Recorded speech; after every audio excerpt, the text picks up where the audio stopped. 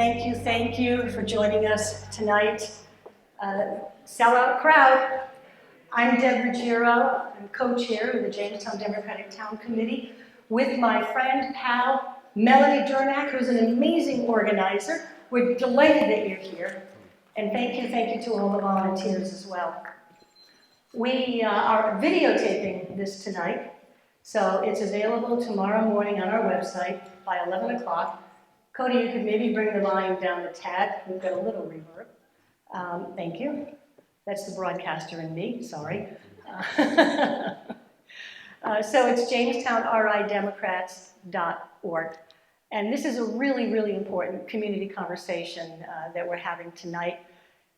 The dizziness and chaos, the policies coming out of the Trump administration in Washington right now has many, many Americans very, very concerned. It is surreal to think that we have tariffs on Canada and we're making friends with Russia. What's wrong with this picture? Donald Trump campaigned on lowering the price of eggs, and the only thing he's lowered are our nest eggs. So hands off our Social Security, hands off our libraries and nonprofits, hands off the scientific research that we do at Brown University and URI. You know, Senator Cory Booker said, we are in a moral moment. It's not left or right, it's right and wrong. So the Jamestown Democratic Town Committee wanted to get some answers to so many national questions, probably not unlike the questions that you have yourself. So we're grateful that Senator Reed joins us, and what we're doing tonight is he'll have some opening remarks, and then we came up with 5 topics. So we will ask the first question on each of these 5 topics, and then the committee will ask, and then we're going to go to 2 people for each question, a couple of people in the audience, just to get some different questions on the topics. And they are the federal cuts with DOGE, Social Security, we're all concerned about that, right?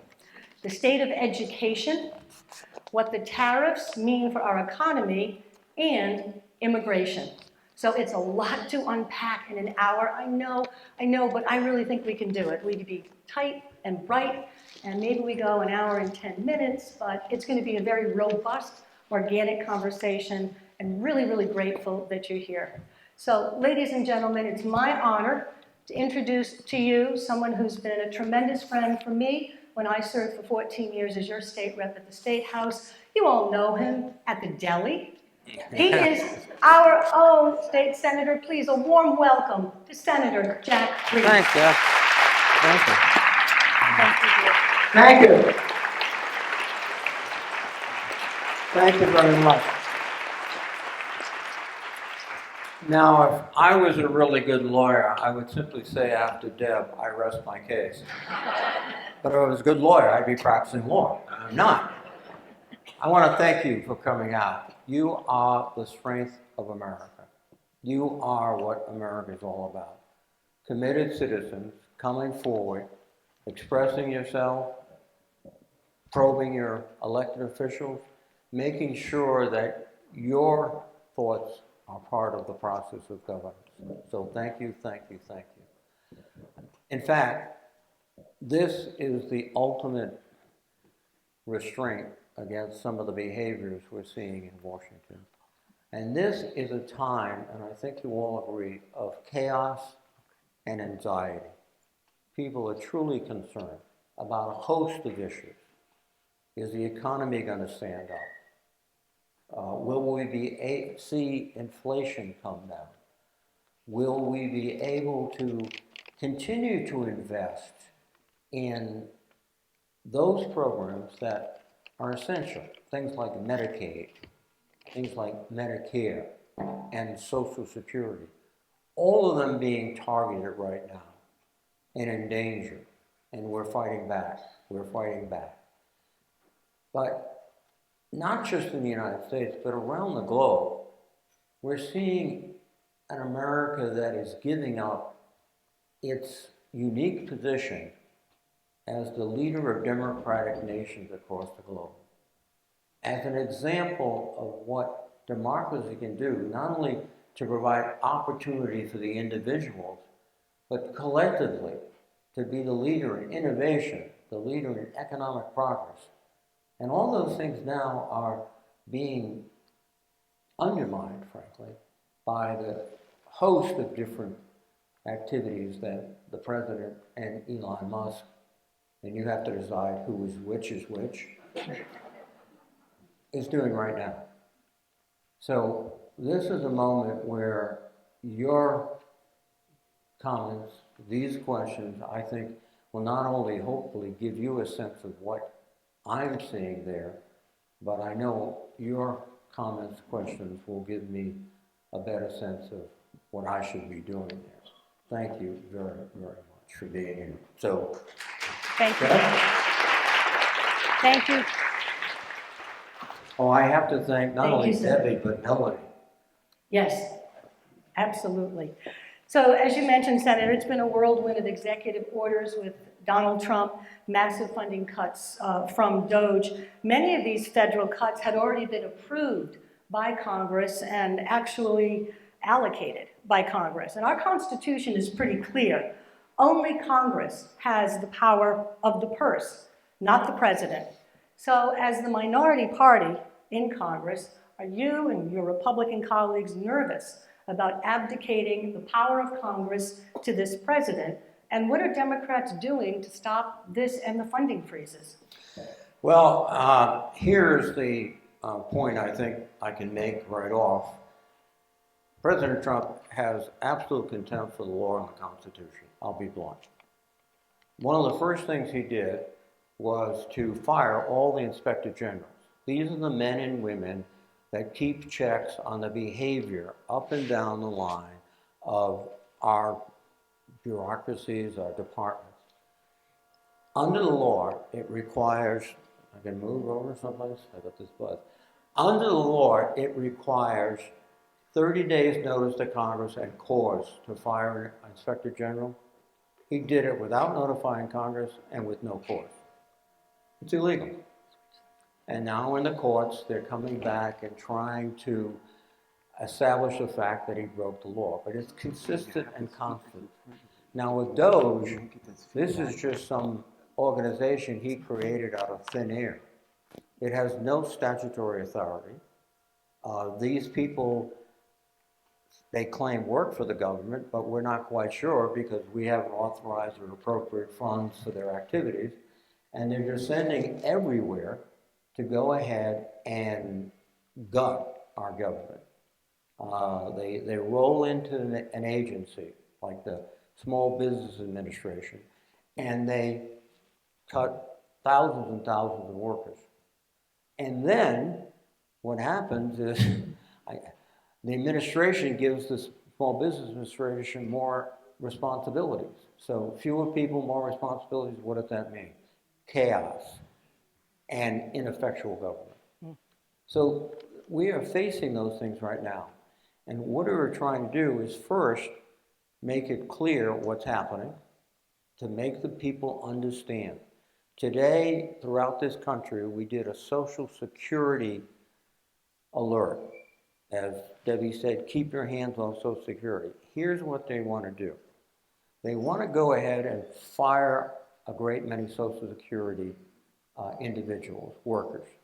They want to close offices. They were talking about taking out the 1-800 line where you can call for advice about your Social Security. And what their whole point is to make the system so bad and so archaic that essentially people lose benefits. And one of the measures of this, if you go back to 2023, it took 6 months then to get approval for disability. And if they appealed it, which they do, 7 more months. As a result, in 2023, 30,000 Americans died before they got the decision. We have to do more, not less, in Social Security. But let me tell you what is really, I spent a lot of time in the Army, so I know lots of words to use here, but I'm not. Howard Lutnick is the Secretary of Commerce. He's a billionaire, many times over. And when asked about Social Security, he said, hey, listen, if my 94-year-old stepmother or the mother-in-law didn't get a Social Security check, she wouldn't worry about it. The only people worry about are these scammers who complain and try, excuse me.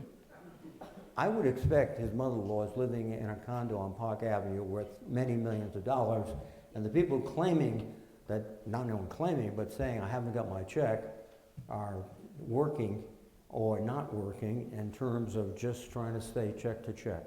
And that's the attitude of these people. It's all, you know, who cares? We're billionaires. The market can go down. I'm sure they've got money everywhere. Most of it hidden, I suspect, but nevertheless. So those are some of the things that DOGE is doing.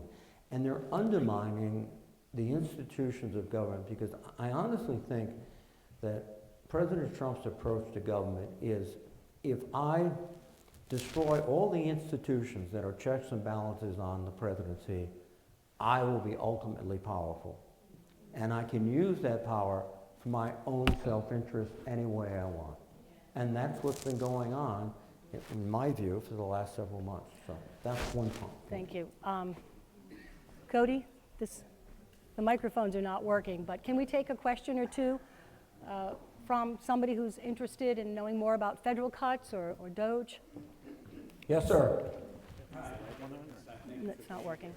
So, what is it that Congress can do to make a difference to stop this? Right. We've got people across the country rallying, another protest coming up April 19th. We can get out there by the thousands and thousands. But if he continues to say, I don't care, to the Supreme Court or to Congress, what else can we do? Well, what you can do is keep out there on the streets, sending the message that this is not something we're going to accept. And more importantly, get that emotion and that demonstration into the red states. Now, I'm pretty blunt about, his shortcomings in my view, and he would probably similarly agree about my shortcomings, so yes, that's fair. But the situation is, for example, I fought the fight against the Secretary of Defense nomination. He is the most unqualified person to hold that role.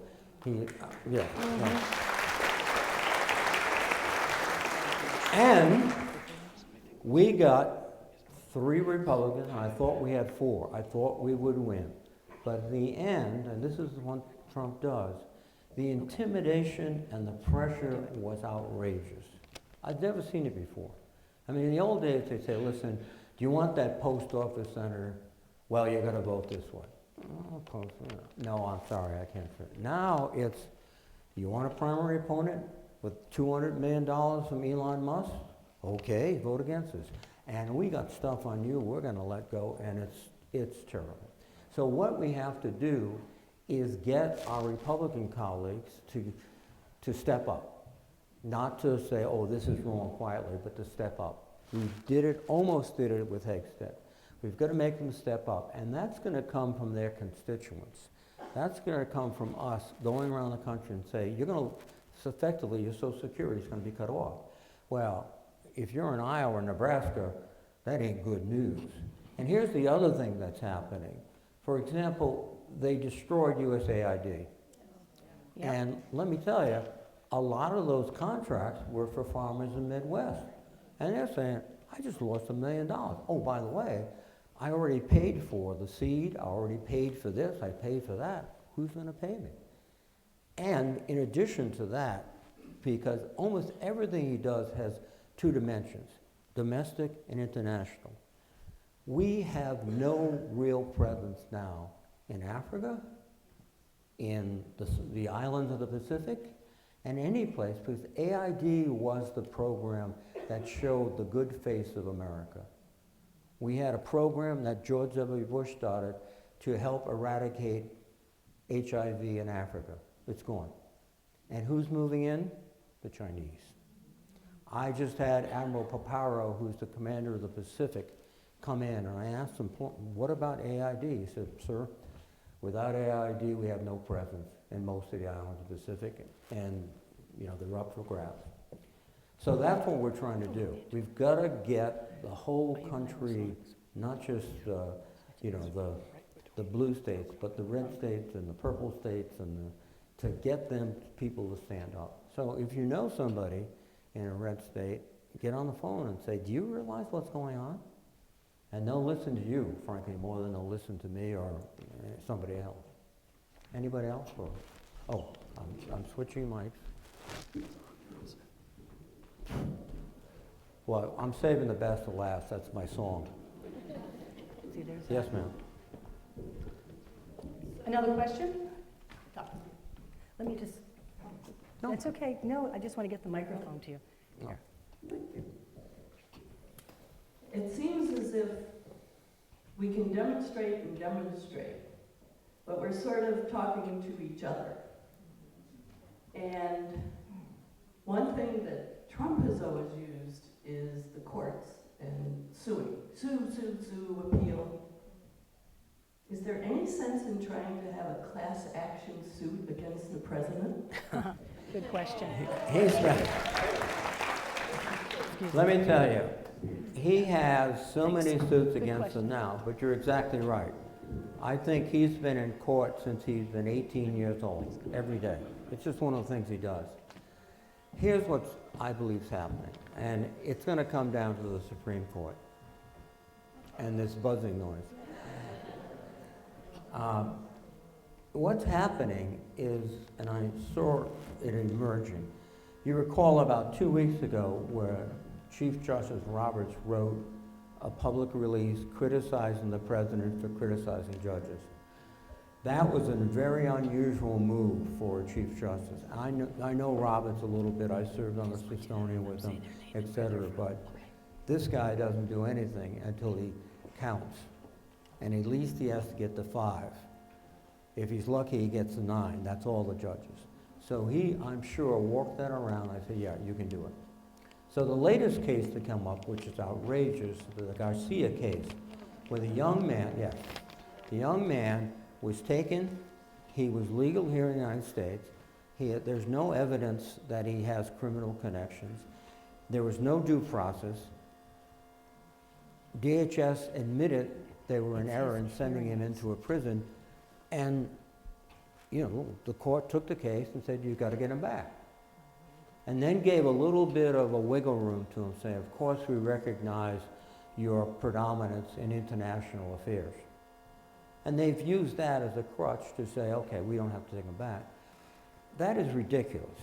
This person was legally here. By the way, he was standing about 5 o'clock in the morning in front of Home Depot to get picked up to go to work. He's also an apprentice in a labor union. This is someone who's not beating the system. He's raising 3 kids, he's married to an American citizen, and he's stuck in that horrible jail. And Trump said, I can't do anything about it. Well, he can. I mean, just 3 weeks ago, there were press releases about releasing the ballerina from Russia. Well, if he can negotiate a release with Putin, he sure as hell can negotiate the release with a guy who's paying $6 million a year to. So this, though, I think is going to come down to where the court, maybe I can move out of here. Senate.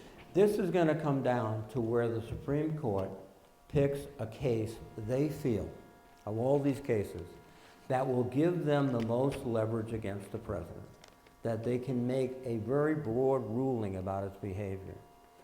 And I hope the ruling is against the president's behavior, because it's atrocious. And then the question is, what if the president says, as he often does, who cares? They're just the Supreme Court. Then we're in a deep constitutional crisis. And the only alternative to the court, the only follow-on to the court, is impeachment. I can tell you, the Republican Congress, well, yeah, I think we're there, but the Republican Congress, the House, Excuse me. Thank you. Let's try that. Thank you. Sorry, it was just bugging. well, now my song is I'm ready, but the Republican Congress, House, has to vote, and I don't think they can vote Court, given what I've seen. And then we have to get 67 votes in the Senate. That's difficult too. So we're in a situation now where that I think is going to be perhaps one of the defining moments in our history. And what we have to do, if you talk about, you know, how do we build up our resistance over the long run, what I've suggested to a lot of my colleagues is we contact those very conservative but very thoughtful theoretical people in the Federalist Society and make it clear that not following the specific direction of the court is unacceptable in the United States and the person should be removed. If we build up that kind of momentum, I think we're in better shape. But you know, these are unusual times. Any Yes, questions here? I'm trying to work the room. I'll go down there to this gentleman. Let me hold on, before you speak, could you just wait so we can all hear the question? Sure. Thank you, sorry. I gotcha. Senator, thank you for being here. Yes, sir. My question goes to what you were just talking about, the courts. What will it take for the Supreme Court to rescind this ridiculous immunity that they've given the president? And could you just tell us your name and where you're from, please? Michael DeRange, South Kingstown. Okay. Well, Michael, Thank it's, the immunity case to me was not a good one in the court's record. I studied law, but I'm not really a lawyer. But anyway, they could revisit that, but it'd be very difficult because many of the present justices were the ones who led the way on that immunity case. I think what they'll do, though, these are very clever people, is they can find a way around any case they want to. And if and I hope they're as frightened and as anxious as we are, and understand that this is the constitutional balance that's at stake, and that the court has to stand up. And the indications are not definitive, but as I said, when Robert said you can't do that, unusual for, and then this latest decision, 9-0, there was no dissents, suggests that I think they'll look for a case that they can make a statement and then let Trump, and I hope he will, and we have to do all we can to make him follow that decision.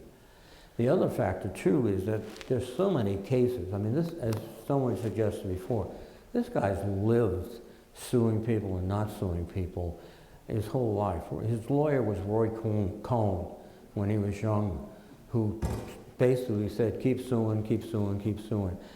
And he'll do that, but eventually, you know, the court, as I said, will find a case that they think is salient and really will make a message. And I hope they make the right message and then he follows it. But we're in this very strange place. Yes, ma'am? What happens if he doesn't? Well, as I said before, if he doesn't, then the only really remedy is impeachment. And that would only happen I think if there's a Democratic Congress, so 2026 is critical. And it's very difficult to get 67 votes in the Senate. You know, let me say, his behavior on January 6th, inciting a mob, if that's not high crimes and misdemeanors, I don't know what is. And I was really shocked. I mean, we had we had very thoughtful Republicans stand up and vote for conviction, but not enough by a long shot. And I think many of them regret that now, but it's too late. But, well, I think some do, because their thought was, he'll be taken care of by the system. But anyway, regardless. Pun? No, you're right. And they assumed that he was he was done. That was it. And also, you know, they were riding their whole sense of, well, what's best for me back in my home state? To oppose him, to support him? Oh, I'm going to support him. But that was a critical moment in our history, because I think, together with the immunity decision by the Supreme Court, it gave him a sense he was bulletproof. They won't impeach me, and all I have to claim is this is official duties. They can't do anything to me. That's why in this whole situation, your point about will the court look, I think the court will avoid it entirely and just find another grounds to hopefully take care of them. Yes, ma'am. Nancy Bennett from Jamestown. I have two questions. One about the man in prison in El Salvador. I understand that some of the congressional, some of the senators are going to actually go down there. Yeah. Is that something you would consider? Absolutely. Chris Van Hollen is going down. The gentleman is a Maryland resident, and Chris is his senator. And Chris is a very talented and decent gentleman. He's going down. We're going to check tomorrow to see if it's convenient. He might not want a lot of people around him. I understand others are reported in the news. Oh yeah, no. It seems like somehow it needs to be bold. It needs to be a big splash. No, yeah. Because normal channels are not working with this president. No, normal channels are completely, yeah. No, we're reaching out to Chris. We're finding out what his plans are, what we can do.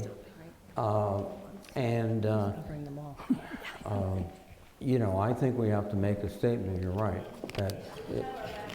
Thank you. Thank you. He's covered them all. He's covering them Let all. me go here and then there. Can I ask my second question? Yes, ma'am. The second question is about having 2026 elections. I mean, that's under threat from what I understand.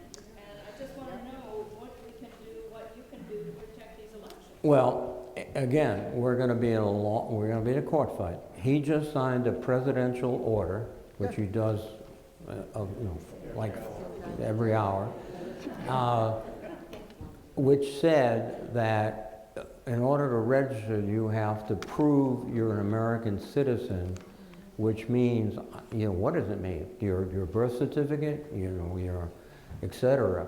But he's trying to make it harder for people to vote. And he's also, in this order, putting pressure on the states to spend a lot more money on new voting machines. So that's, he's going to make it very expensive, and it's going to be particularly expensive for, some states around the country. And by the way, if they go through with some of these cuts to Medicaid and education, we're going to be in trouble financially, and the rest of the country is too. So he is trying everything he can. The other thing he did, you could list a long list of things. Within about 3 or 4 days when he was president, he went to the FBI and took apart their section devoted to interrupt Russian disinformation. And where do they practice the disinformation the most? In our elections. And he did it very deliberately because he wants the election to be a total mess, and then he wants them to say we should vote for Republicans, essentially. The other thing he just did yesterday, again, this is unbelievable. Chris Krebs was a nominee of Donald Trump. He led the Cyber Security Infrastructure Agency, CISA. He was one of the most thoughtful, professional, and he was a Republican, no doubt about that. And at the end of the 2020 election, we asked him in the committee, were these elections valid? He said, these were probably the most honest elections we've had in the United States in a very long time. We've checked everything. Trump now wants him prosecuted by the Justice Department because he dared to suggest that Trump lost the 2020 election. So we're dealing with, yes, and you should be concerned about the 2026 election. Senator, you're doing a great job covering all of these issues. One question that the committee had was about tariffs. The last time tariffs were enacted in the United States was in 1930 when Herbert Hoover signed the Republican Smoot-Hawley Tariff Act. It was to protect farmers and manufacturers. As a result, other countries retaliated, and we know what happened, a depression. So it has been, as you said, dizzying. 10%, 90-day pause, the bond market's collapsing. What keeps you up at night about the U.S. economy, and do you and your colleagues fear a recession? Absolutely. In fact, what I think most economists are talking about, stagflation, which some of us understand from the 1970s or so when interest rates at the bank, what I remember as a state senator, we had to repeal the usury rate. It was 21%. And the banks came to us, well, we can't survive unless we can go over 21%. So yes, it's going to be a significant economic blow to the country. And you're right, we're seeing some strange behavior. The up and down with stock market, it was down today, because I think, again, people are assessing the real impact of this. When you can't get supplies from China because they're too expensive, you can't produce the product. If you're selling into China, you have a problem. And there are some industries that basically their whole production cycle is in China, and they're going to be priced out of any market. Then you're going to get not only this inflation, but you're going to get people that are pulling back on their expenses, so the economy starts slowing down. And then we're looking at a bond market which is acting very unusual. Typically, when stocks start rocking and rolling, people go for safety into the bond market. They're selling their US Treasuries. And we're seeing pressure on the dollar. Now the worst case would be the dollar loses its prestige as the world's #1 currency. Somebody else steps in. And we're seeing increases in borrowing costs for the Fed, which drives up, and the Treasury, which drives up our deficits. And his tax plans, which they don't really, well, they're fudging the math a lot. All of that could lead to incredible deficits that also start affecting our economy. So he is not, he's not doing a good job on the economy. Can we get some questions from our audience on the economy? Here we go, right here. Could you tell us your name and where you're from? Pat Holtzman from Jamestown. So you have been in the Senate for a long time. You have friends who are Republicans. What the hell? What are they doing? I don't understand it. What they're doing? They see all this. They do. And I'll tell you, we've got some really, but not enough, outstanding persons. Lisa Murkowski from Alaska basically stood up and said, this guy's bad news. Susan Collins has been with us on a couple of tough votes. And then, well, but she's been with us a couple of tough votes. Mitch McConnell has suddenly found his senatorial, yes. A lot of this is legacy. Okay, so those are a couple of people. The rest of the people, frankly, are intimidated, and there's no other word for it. They're afraid of their election prospects going forward.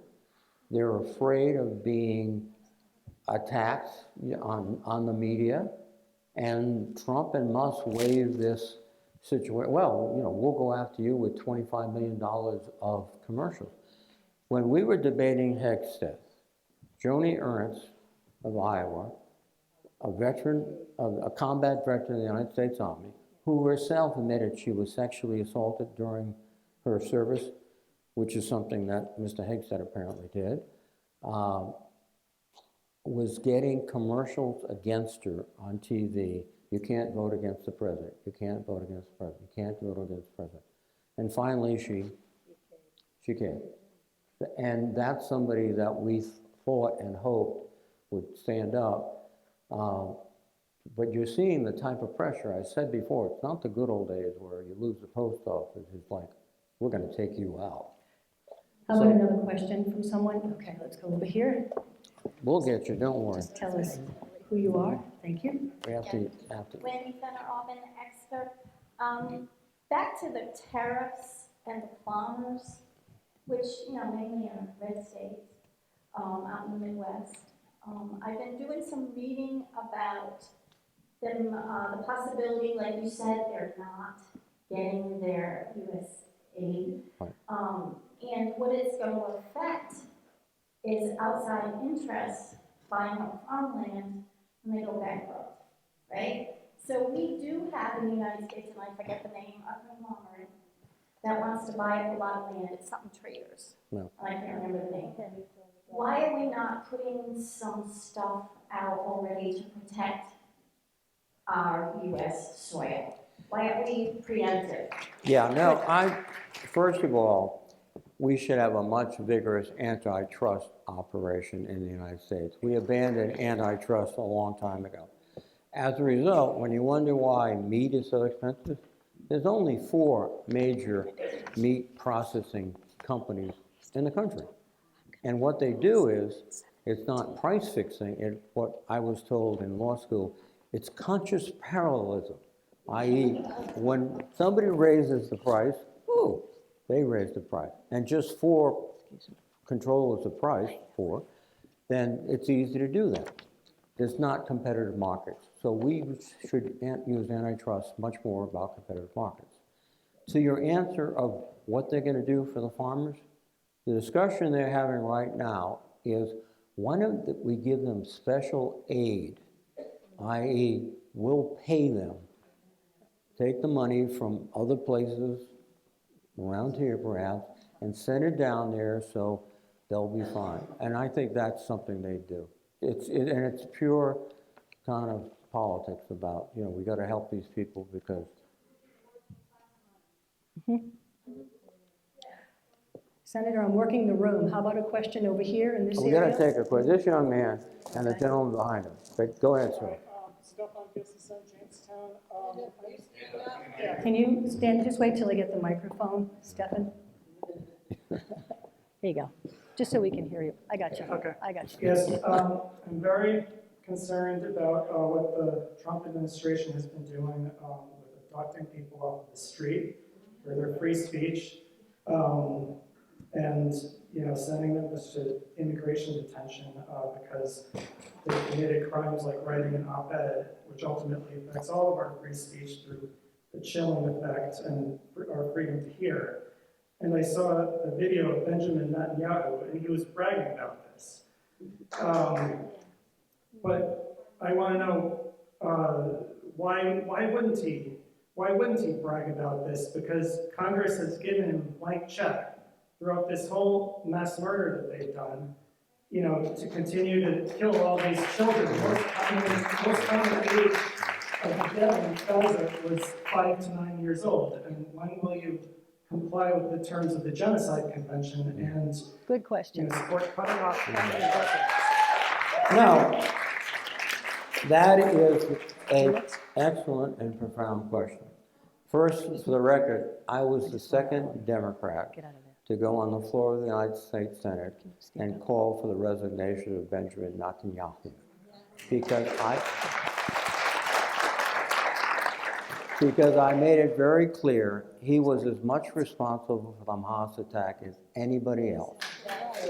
And one of the things he has in common with President Trump is he's trying, I think, to destroy the democracy of Israel as Trump's trying to destroy our democracy. So the situation gets down to one of the most complicated places in the world, the Middle East. One of our goals is to provide stability there, i.e. not have massive efforts for Iran to attack Israel and vice versa. And for the first time, we saw the Iranians mount a direct attack on Israel. Multiple thousands of missiles, because of what we provided them, but also the coordination of Central Command, our command. We were able to knock down all those missiles except for 2, and there was only 1 casualty. But if those missiles had landed in Jerusalem or Tel Aviv, guess what? We would have an all-out war in the Middle East. Right. So part of what we're trying to do is to prevent a complete destabilization of the Middle East. But the point you raise is extraordinarily valid. We have to be much more vigilant about how they use the weapons we are providing. One of the things I'm going to try to do is go in. Well, they'll get them elsewhere. Oh, and by the way, they have quite a few of their own. But we have to go ahead and make sure that what we give in terms of weapons is not misused. And that requires a much more vigilance on the ground by our State Department, but I don't think it'll come from there. It'll probably be our military people that will tell us, you know, they're using these weapons incorrectly. One more question here. Yes, sir. Just tell us your name. Christopher Sorley in Jamestown. So the question is, and then I'll have a quick background. You want me to hold No. it? Okay.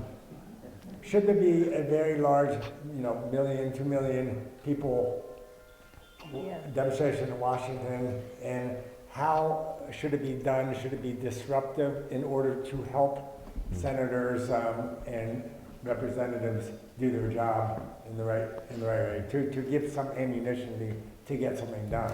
No, I think a peaceful march, because we want to emphasize peaceful march, would be very effective. I was at the Washington demonstrations because we ended up voting at 2 a.m. Saturday morning. So I went over there, and it was a very good positive sign. But we can do that more. But I think the importance is we have to respect the rules of law. We have to, if we're criticizing this fellow as ignoring the law, we can't come in there and break things and smash things, etc. And the other thing we have to be careful about too is that he is looking for an opportunity to use the military against Americans. And one of the major things I'm trying to prevent is the use of military against Americans. So that's one reason why I fought so hard against Hegseth and other people, because they're contemplating this. As you probably know, just 2 days ago, they declared a strip of land 60 feet wide running through Texas, Arizona, and Mexico as a military facility. They have 4,000 active duty military personnel on the border.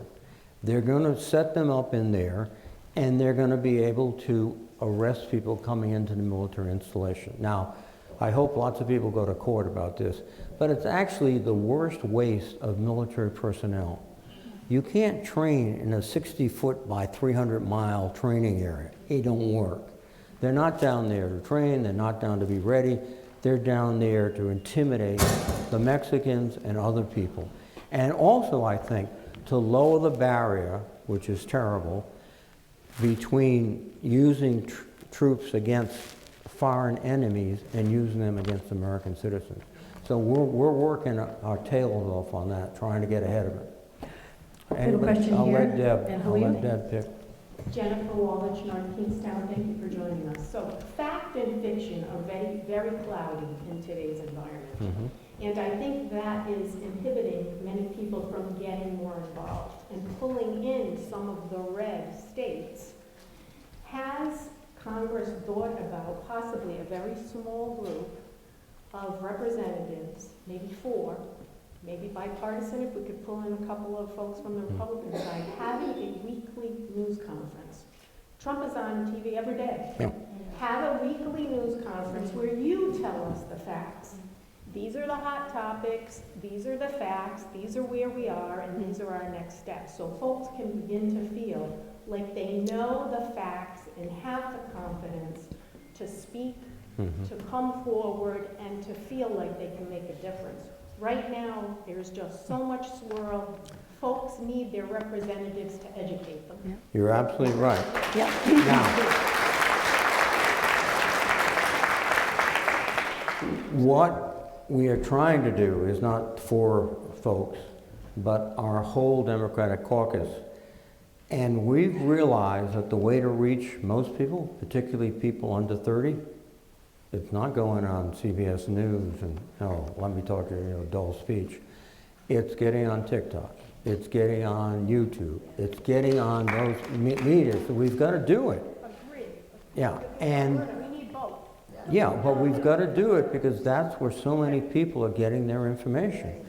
And the information today, it's not factual. It's, as you say, it's fictional in many cases. And I must say, I think Trump grasps this better than practically anybody else. His reality TV showed him the power of making stories up and casting him as the hero and doing that. And he's deployed it very successfully, and we're catching up on that one. But I think you're right, we have to get out and get the facts. And one of the problems, the difference between when I was a kid is that every newspaper, when you read the news, it was facts. You go to the editorial page and it's what they wanted you to believe. But you knew there was a difference. And then back in the good old days, CBS, ABC, NBC, the Federal Communications Commission required you to report factually. And if it was not fact, opinion like Severide, you had to say it. This is what I think. We've gone so far away. One of those mistakes we made is that when social media started coming up, we did not put any guardrails on it. And so now it is so powerful, it is running us around. The next thing we're trying to do is with AI, because that could be another accelerator of disinformation and everything else. And we haven't been successful yet, I'll be honest. And the final sort of new version, this is slightly unrelated to your topic, but cryptocurrency. What a coincidence. The president started a cryptocurrency company before he was inaugurated. And now, in the banking committee where I sit on, they want to fast track this crypto bill, which will be very, very soft in terms of crypto control. And in the process of trying to defeat this amendment, this bill, I offered an amendment that said simply, the US dollar is the official currency of the United States. I lost.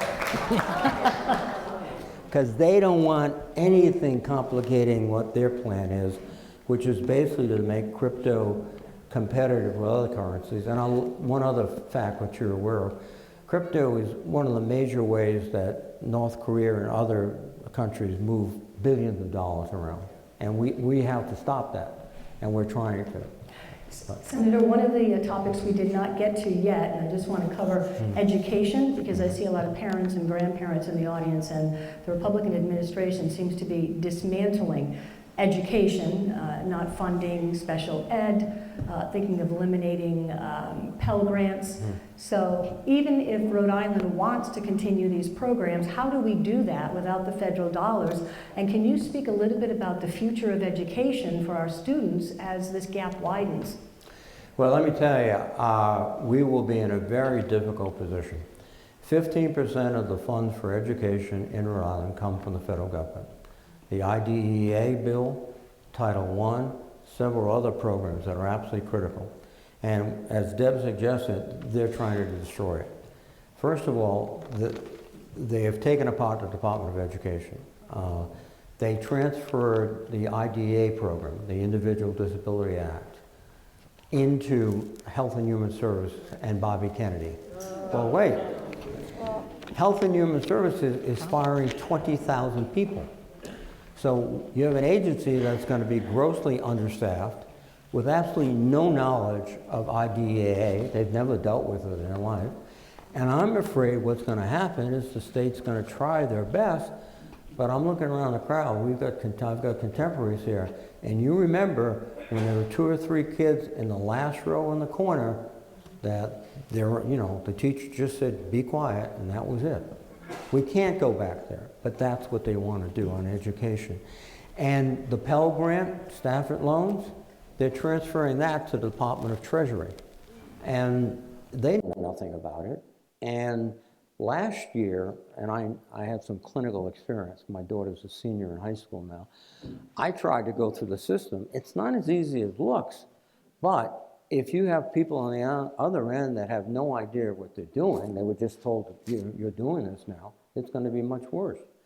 Then when you go to the universities, it's appalling. The cuts to NIH are such that it will jeopardize research. We will yield our position as the world's greatest innovator in scientific experience, and the Chinese are going to grab it, I think. And today, I was very proud of one of my alma maters. Harvard said, we ain't going to go along. Yay!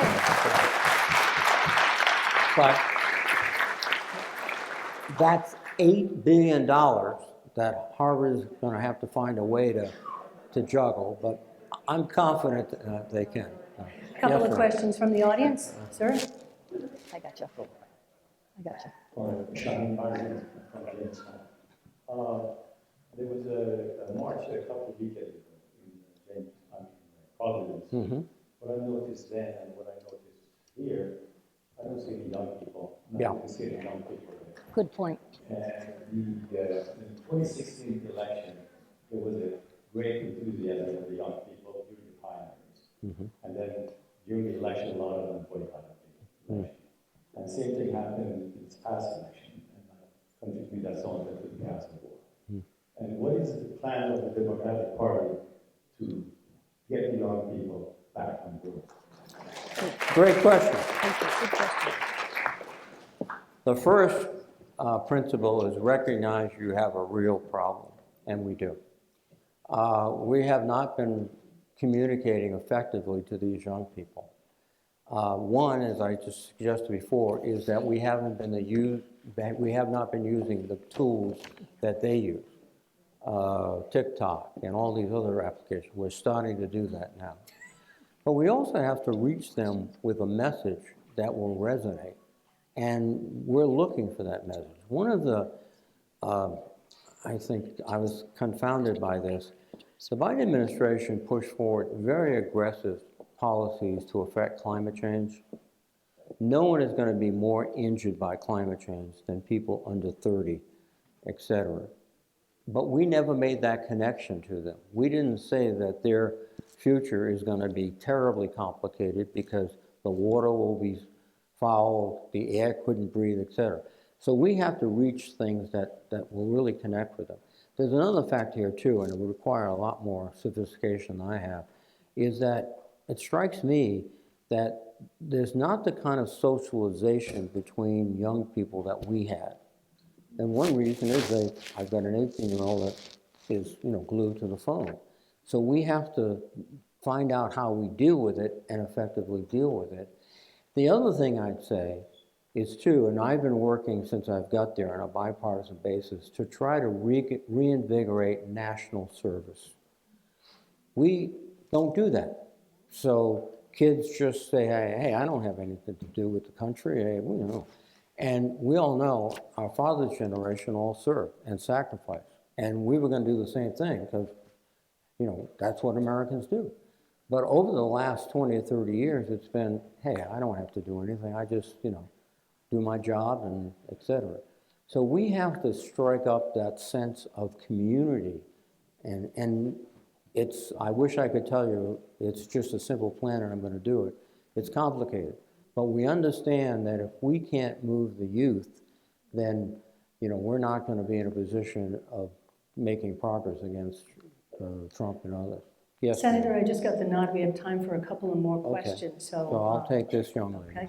Respond to that and say a little bit more. I just read a study. Excuse me, can I get your name and let's talk Nancy it. Hood from Bristol, Rhode Island. Hi. Nancy, I got you. And the last time we met. It's a germ thing, sorry. All right. The last time we met, you thanked me for being your conscience. Yes, I know. So I would like to speak. My conscience is here, ladies and I gentlemen. would like to speak more about Gaza Yeah. and our role in genocide. And I read recently that a study was done and found that 71% of younger Democrats are very critical about Israel and don't agree with you on this. So my question for you, I think we've already established that genocide is happening there. Israel broke the ceasefire that was very fragile. That was March 18th. Since then, no humanitarian aid has gotten into Gaza. They just destroyed the last hospital in Gaza. We know from CNN report that the Israeli forces killed 15 emergency workers and tried to hide this, buried them, hands tied behind their backs and their vehicles. And Israeli government lied about this. So we're in a situation which is horrific. So help me understand why you haven't listened to me and my messages over these years, urging you to vote against sending more of my tax dollars to Israel. This is your conscience speaking. I- Thank you. I know. I want to finish and just say that I was hoping you would vote along with your fellow Democratic senators and support Bernie Sanders' joint resolutions of disapproval. Instead, you voted to send 8.6 billion more of our tax dollars to Israel for more weapons. Why? Help me understand this. I want to believe you're a man of conscience. Well, I try to be, and if not, you remind me. As I said before, there is growing evidence, you've pointed out, that they are not conducting the IDF, their operations in accordance with the law of war. But the other thing we're confronting, frankly, is the administration who Donald Trump comes out and says he wants a one-state solution and he wants to evict the Palestinians. So we are trying to push back on that. We have to, I think, when you talk about sort of macro politics, we have to get back to the position that the United States supports a two-state solution. And in that concept, I think we can make a much more credible argument that their operations, not just their tactical operations, but the whole operations are not going to help us in that goal. But the other issue too is the fact, as I mentioned before, there are other problems in the Middle East that Iran, Syria, just fortunately, Assad was driven out in a very surprised uprising. We're trying to stabilize Syria. We're also trying to ensure the survival of Jordan, who is our best ally in the region, Arab ally in the region. And, we have to, and I think the point you're making is not dramatize, but make more visible the lack of military behavior on the IDF that causes civilian casualties, that takes out hospitals, that does all these things. And we're going to try to do that. I can pledge you to that. But, when it comes to looking at the situation overall, it's not just Gaza, it's not just the West Bank, it's the entire Middle East. And one thing we want to do is keep it from exploding, because that would be, I think... Don't you think diplomacy would work better than sending more weapons? No, I think, the weapons we're sending, we have to, and I don't think we're doing, obviously, a very good job, we have to ensure that they're used according to rules of law. And that's, it gets difficult, but, for example, had we not had many of the weapons in place when the Iranians attacked, it might have resulted in significant damage to Israel, and that's bad. But more than that, it would have started a Mideast war. Israel could not sit there and say, we're just going to let the Iranians do their thing. And so we're balancing constantly, how do we stabilize a region which is very unstable? How do we insist that the rules of engagement that we use are in fact used by the Israelis? Well, that's true. Okay. But the other thing that's happening, by the way, you should know, is that there is a growing chorus in Israel that is beginning to question, and that might be, if we reinforce that chorus officially, U.S.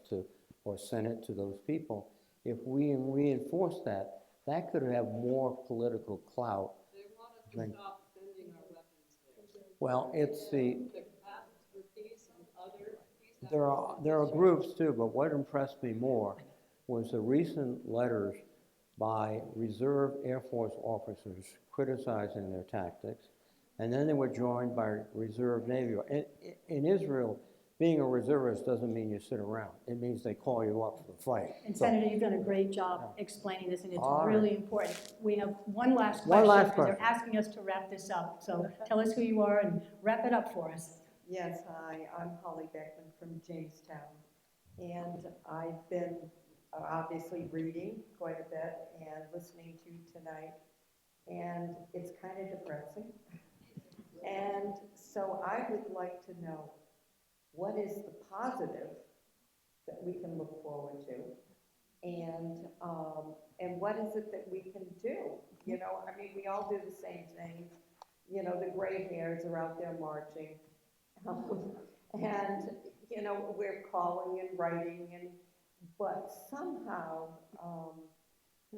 tonight just doesn't, it's kind No, of. What's the plan of action? If I came Thank to you. entertain you, pardon? Nothing new. We don't hear anything new from you.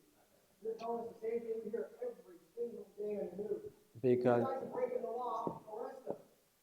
well, Every day we hear in the news, they're breaking federal law, they're doing this, they're doing that, they're breaking the law. But people we elected to enforce the law, and you guys aren't enforcing it. We just keep doing it. Excuse me. Do something. Don't tell us we have to march. We elected you guys to do something. Stand up. excuse me, but the law of the United States is, Do what you're supposed to. the law of the United States is enforced by the Department of Justice, the FBI, and numerous other agencies. I break the law, I'm going to jail. Which you would, but guess what? When people like Kash Patel, who I voted against, is the FBI director, when Kelsey Gabbard is head of intelligence, who I voted against, when you have the Attorney General, who is completely oblivious to the law, yeah, that's one of our structural problems. And that's why the solution is doing all we can at the time in the minority. Now, here's what could happen if we were in the majority of either house. We could call Pam Bondi before the Judiciary Committee and say, why aren't you enforcing the law? She's not going to come up before if she comes up before the Republicans, it'll be, Christmas and John. You can't do that because, well, you're suggesting exactly what Trump is doing. Oh, forget the law. I'm going to arrest the person. The law puts law enforcement in the hands of the administration, the FBI. That's a sad, sad truth, but it's happening now. So, is there a positive message? And I'll tell you, the thing that I see as a positive development was about 2 or 3 weeks ago, we had an election in Wisconsin. And Yes. Trump carried Wisconsin. We had a Supreme Court election. Elon Musk was running around giving $1 million to anybody who would vote for the Republican candidate, and we won the election. We took 15 districts that Trump had won in the previous election.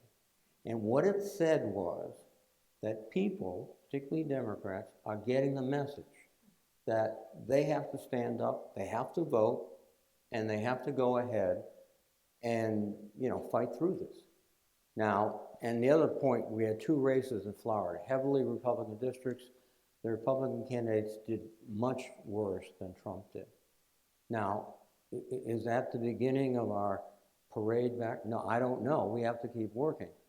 But we have seen, and again, this was not a bunch of people in Washington, a lot of workers in Wisconsin that got and took the day off if they had to and voted and said, we're not going to put up with this stuff. And that, I think, is our key. That's our democracy. One last. Thank you, Senator.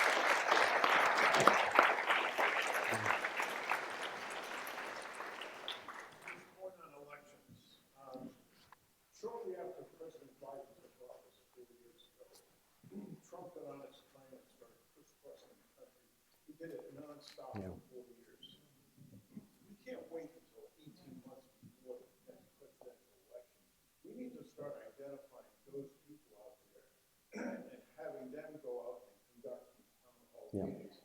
And whittle down to 1 or 2 that are most popular 18 months out. And we need to start now. Yes. You're right. And, you know, we're looking right now to try to find those magnetic candidates. And my friend Cory Booker stood up the other day and wowed everybody.